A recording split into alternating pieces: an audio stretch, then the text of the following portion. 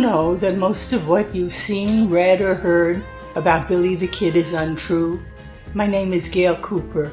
I'm a medical doctor and forensic psychiatrist. My specialty is murder case consultation for the defense. For 20 years, I've used my expertise to uncover the real Billy the Kid. Researching over 40,000 pages of archival documents and books, I've written the revisionist history. It's shocking, it's liberating, and I've written books demolishing the hoaxes, hijacking the history. My talks will share with you what I've found. Cover-ups, misinformation, and fakery, to use Old West lingo, will bite the dust.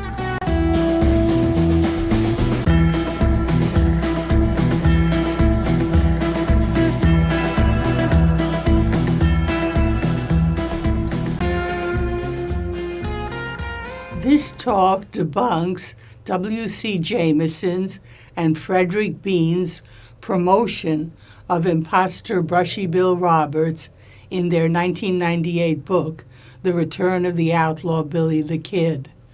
The information is from my book, Cracking the Billy the Kid Imposter Hoax of Brushy Bill Roberts. In their 1998 book, The Return of the Outlaw Billy the Kid, true believers W.C. Jameson and Frederick Bean beefed up Brushy Bill Roberts from his 1955 hoax book, Alias Billy the Kid, as created by car parts salesman and attorney impersonator William V. Morrison, and the book's author, English teacher C.L. Sonneshan.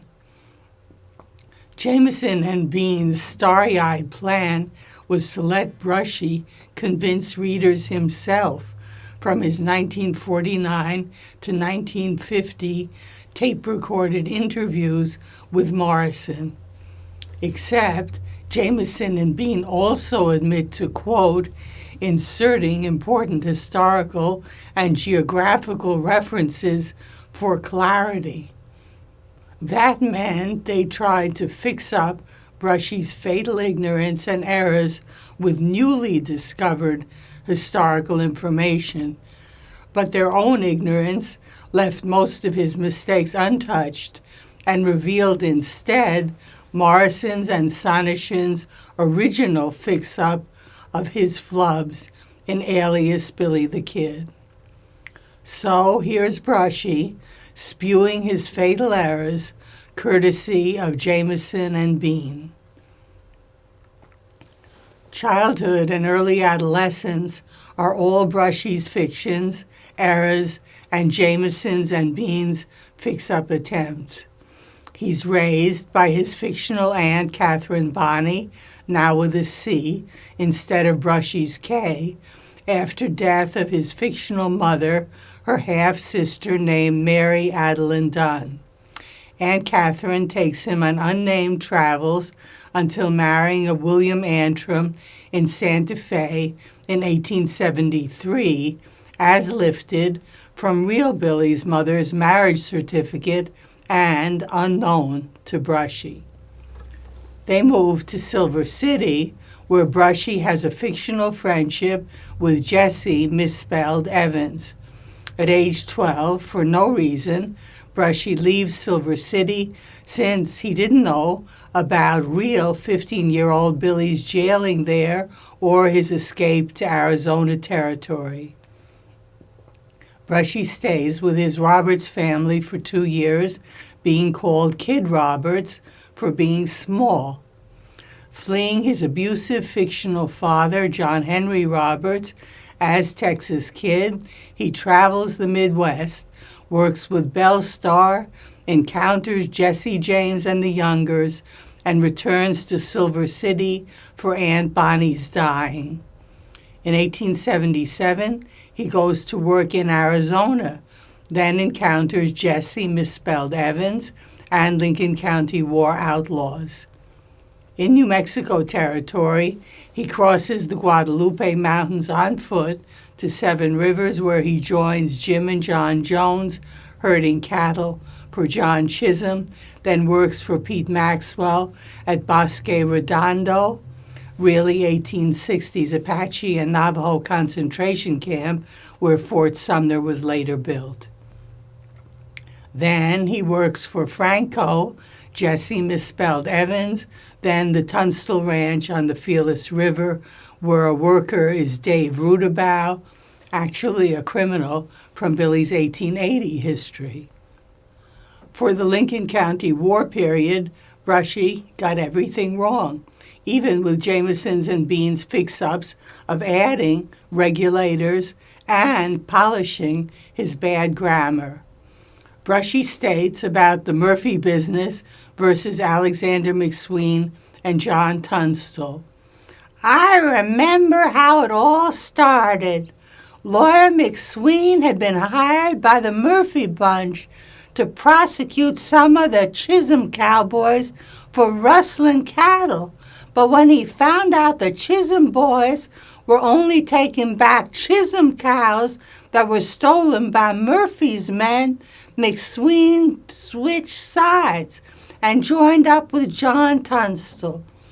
The Murphy-Dolan ring operated a store where they sold supplies to the ranches, and then John Tunstall come along and opened his own store.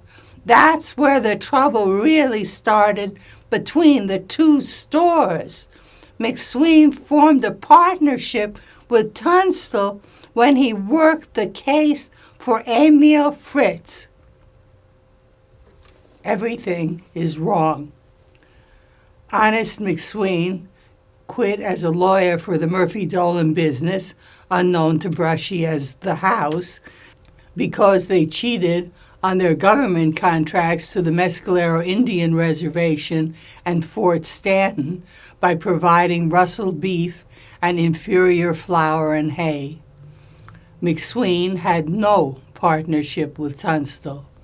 The so-called Murphy-Dolan ring is a fix-up copying the Santa Fe ring, and missed is that Tunstall made cattle ranches to compete with those ring contracts. Brushy states about the Emil Fritz life insurance case. There was a settlement when Fritz died, and the Murphy-Dolan store claimed that Fritz owed a bill of goods. McSween got the settlement money, and the Murphy bunch claimed it, so they rode over to Mesilla and got a court order in the form of a writ that would give them some of the goods in Tunstall's and McSween's store and a herd of blooded horses out of Tunstall's ranch. Everything is wrong. Missed is the big picture of the Santa Fe rings using the Fritz policy money for a false embezzlement case against McSween to get rid of him and John Tunstall. The case was really filed by Fritz's New Mexico heirs. James Dolan also tried to get the money by lying that Fritz was indebted to the house but lost in probate court. The property attachment, which meant appraisal, not seizure, was for the embezzlement case. Tunstall was falsely added as McSween's partner to harass him too by attaching his property, but Tunstall's horses were immune to the attachment. Brushy stated about the Tunstall murder. We sat on our horses off in some brush watching when Dolan and his boys rode up on Tunstall and killed him. I swore that day at the funeral that I would make them pay for the dirty deed. Everything is wrong. Brushy didn't know that Billy gave a June 8, 1878 deposition to federal investigator Frank Warner Angel about it. In reality, Billy and the others herding the horses fled Sheriff Brady's, not Dolan's, posse, and didn't see the murder. And Billy was not at Tunstall's funeral, having been illegally jailed by Brady to block his arresting Tunstall's murderers in his capacity as a deputy. And revenge wasn't Billy's motive. He was one of the regulators seeking justice by arresting Tunstall's ringite murderers. Brushy stated for the Morton and Baker killing that after their capture, Tunstall's men went toward Lincoln by, quote, "the North Road over the mountains," and he alone, as Billy, shot them dead. Everything is wrong. Brushy made up the route from his Lincoln tour with Morrison because the east to west Capitan Mountains look like a barrier to the town. He didn't know about the military road skirting their east end, which the regulators took. And all the regulators, not just Billy, shot at escaping Morton and Baker. Brushy says that Sheriff Brady pursued him as Billy for cattle theft, arrested him, and confiscated his pearl-handled .44 before releasing him on bond. Everything is wrong. Cattle theft is made up. Brady illegally jailed deputized Billy and Fred Waite, as well as Town Constable Atanasio Martinez, without cause, to stop their arresting Tunstall's murderers. The confiscated weapon was actually Billy's Winchester .73 carbine. There was no bond. Brady simply released them after Tunstall's funeral. Brushy says for the Brady killing that he was aiming for Billy Matthews. Then he and Fred Waite, with corrected spelling, retrieved his pearl-handled .44 from Brady's body. Meanwhile, Matthews, misspelled, shot them from, quote, behind an adobe wall. Everything is wrong. Behind the adobe wall of Tunstall's store's corral is where the regulators hid for Brady's ambush. Billy's shot companion was really Jim Frenchy French. Billy retrieved his Winchester .73 carbine. The regulators' motive was saving McSween from murder by Brady when McSween arrived in Lincoln later that day in anticipation of his grand jury trial. And Matthews fired at Billy and French from the Cisneros house. Brushy says for the Buckshot Roberts killing that he, as Billy, quote, shot it out with Buckshot, then Bowdry shot Buckshot. This is wrong. Billy didn't shoot. Buckshot was shot only by Charlie Bowdry when he resisted arrest as a Tunstall murder posseman.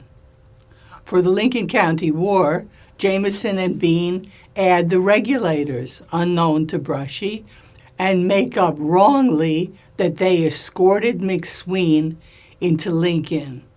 They also added 2 more days to Brushy's 3-day war, though it was actually 6 days, and there still is no idea of why it was fought.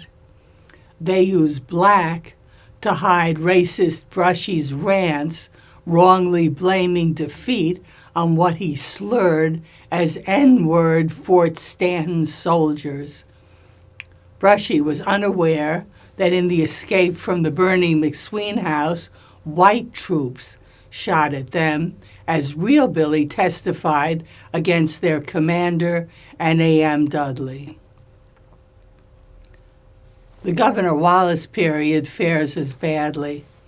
Houston Chapman's murder accidentally retains Brushy's crude, "Me and Tom was standing right there and saw the whole thing." He says he saw, quote, "Mrs. McSween and her lawyer Chapman walk up to Evans and Dolan and Campbell, who killed him." This is wrong. Chapman was alone. This reveals the dishonest Morrison-Sonishin fix-up of Brushy's fatal Susan McSween error in Alias Billy the Kid. They faked his saying, "When we came out of the saloon that night, we run into Chapman, the lawyer for Mrs. McSween." Sonishin also fixed up his bad grammar to, "I was standing there with them and saw the whole thing." For the Wallace pardon bargain, Jameson and Bean wrote, Governor Wallace had offered $1,000 to the outlaw if he would turn himself in and testify about the illegal activities of the Dolan faction. Brushy was quoted, "One day a fellow brought word that Governor Wallace had offered $1,000 if I would come in and give myself up for the murder of Chapman. They had fresh warrants out on us for rounding up Chisholm's cattle." Everything is wrong. The $1,000 was Wallace's reward offer for Billy's capture as an outlaw, not payment to him. Brushy made up cattle rustling warrants. Billy's pursuit was for the Brady, Hinman, and Roberts murder indictments. And Brushy made up a bargain of turning himself in and testifying against the Dolan faction. Next faced was real Billy's pardon proposal letter to Wallace in light of Brushy's claimed illiteracy. Brushy says, "I had a friend who spelled it out in a letter for me, what I wanted from Governor Wallace." Since Brushy was actually literate, his quote proves he played along with Morrison's and Sonishin's illiteracy scam, faking inability to study up. For Billy's pardon meeting with Wallace, Jameson and Bean correct Brushy's error and Alias Billy the Kid that it was in Juan Patron's house. So, fixed up Brushy says, "We shook hands on it before Tom and I left Squire Wilson's that night." But Jameson and Bean retain Brushy's erroneous deal. He says, "The governor promised to pardon me if I would stand trial on my indictments in Lincoln. I also agreed to testify against Dudley and his court-martial hearing at Fort Stanton and testify before the grand jury in the Chapman case." In reality, standing trial and testifying against Dudley weren't in the bargain, and the Dudley testifying, which Billy did on his own initiative, was actually an inquiry, not a court-martial. Brushy also wrongly says that Wallace promised to appoint his so-called personal attorney, Ira Leonard, to defend him for the supposed indictment trials. That Leonard didn't come, that Albert J. Fountain was appointed by the court, that the bargain was to stand trial in Lincoln, and that its change of venue from Lincoln meant Wallace reneged on the deal, causing him to leave before testifying. Everything is wrong. Brushy mixed up Billy's 1879 grand jury testifying with Billy's 1881 Messiah hanging trials. Made up is Wallace offering attorney Leonard. In 1879, Billy needed no lawyer. He was a witness for the prosecution in Chapman's murder. In 1881, Fountain was court-appointed in Messiah when attorney Leonard withdrew from Billy's defense after a likely ring death threat. Brushy made up Billy's standing trial in Lincoln. In reality, Billy's venue was changed in that 1879 grand jury to Doña Ana County for his murder indictments, but venue wasn't in the pardon bargain. Billy left his sham imprisonment in Lincoln to avoid transfer to Mesilla for those hanging trials. Jameson and Bean also fixed up Brushy's fatal error of leaving jail before testifying by slipping in that he testified against Chapman's murderers. Brushy persisted in confusing the 1879 grand jury testimony with Billy's 1881 Mesilla trial. He stated, "They pinned the whole Brady shooting on me because they wanted to get rid of Billy the Kid." Wrong. The Brady killing indictments included all the regulators, but they'd fled the territory. Brushy added, "The governor broke his word to me. I did what I promised I would do, but he didn't keep his promise to me." This parroted his prompt of Billy's March 4th, 1881 Santa Fe jail letter to Wallace. Billy wrote, "I've done everything that I promised you I would, and you have done nothing that you promised me." But in 1879, Billy likely still had hope for the pardon promise. Next to be mangled was Billy's 1880 pursuit and capture. For the Great House Ranch ambush, Brushy, Jameson, and Bean were ignorant of the Secret Service pursuit or even why Billy was pursued.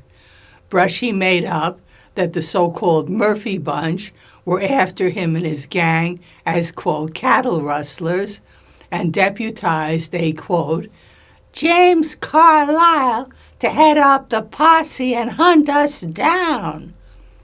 Brushy fabricated Carlisle telling him as Billy, "I wear a badge, and that's all I need to bring you in." Then Carlisle is killed in friendly fire, and Brushy flees to Las Vegas. Everything is wrong. Jim Carlisle was a White Oaks posseman under actual Deputy Will Hudgens. Pursuit was for the murder indictments. The Carlisle killing is parroted from Billy's December 12, 1880 letter to Wallace, but Brushy made up flight to Las Vegas from Billy's mention of the Las Vegas Gazette in that letter, though he didn't go there. Next comes Pat Garrett, along with the pursuit of Billy the Kid. Jameson and Bean begin with Brushy faking special knowledge. He says, Garrett had come over from Texas after he had shot his partner in an argument over some buffalo hides. In reality, Brushy garbled his prompt from an 1890 manuscript by one of Garrett's buffalo hunting partners about his 1876 murder of teenage Joe Briscoe. Billy wouldn't have known about it. Brushy also didn't know why Garrett chased Billy. He guessed, with this killing of Carlisle tacked on me, he had an excuse to come after me. In reality, pursuit was for the Brady, Hinman, and Roberts murder indictments. For Garrett's killing of Tom O'Folliard, Brushy wrongly included in the posse a deputy Tip. It was Kip McKinney as O'Folliard's cousin. In reality, McKinney wasn't in the posse and wasn't O'Folliard's cousin. This fakery was an alias Billy the Kid, though Sonneshin corrected the Tip to Kip. Jameson and Bean tried to fix up the Stinking Springs capture by calling Billy's group regulators. In reality, Brushy didn't know about them, and they were disbanded 2 years earlier anyway. Besides Billy and Charlie Bowdry, the others were just petty criminals. For Bowdry's killing, Brushy says, Charlie wore a big hat like mine. to explain his killing as mistaken for Billy. To be noted is that as Jameson's hoaxing increased in his later books, he forged Brushy's big hat to sombrero to match what real Billy wore. As to Brushy's post-capture scene at the Maxwell house, it was worse than alias Billy the Kid had let on. Brushy had flubbed his May 20th, 1926 Jimmy's prompt letter saying, "Mrs. Maxwell asked them to unchain me from Rudabout so I could go in the other room to be with the Indian girl." He then presented his fictional swap with her of the Billy the Kid tintype for her scarf. This proved that Sonneshin had forged his quote as, "After we went in the house, Mrs. Maxwell asked them to cut me loose from Rudabout so I could go in the other room with her daughter." Nevertheless, Brushy and all his backers fatally missed that the daughter was Billy's real sweetheart, Paulita Maxwell. For the Santa Fe jailing, 3 letters to Governor Wallace are mentioned as unanswered, though there were 4. The Messiah trials fare no better. The Buckshot Roberts case is missing. The Brady trial repeats Brushy's alias Billy the Kid errors, but now includes his near verbatim parroting of his prompt source. He says, "Even Pat Garrett admitted to Miguel Otero that he doubted I ever fired a shot at Brady because it was more likely that I would have tried to get Matthews since I hated him." The prompt source was alias Billy the Kid's footnote of Miguel Otero's fictionalized 1936 book, The Real Billy the Kid. It stated, Pat Garrett told Miguel Otero that he doubted if the kid had even fired at Brady because it was more likely that he would have tried to get Matthews, whom he hated. Sonneshin had left out Brushy's too obvious quoting, but Jameson and Bean put it back. For the Lincoln jailing and escape, Jameson and Beans just summarize and repeat Brushy's tale, parroting old-timer Severo Gallegos' escape horse's rope fable seen in Gallegos' fake affidavit in alias Billy the Kid. But they fix up Gallegos' Gus to Godfrey Gauss.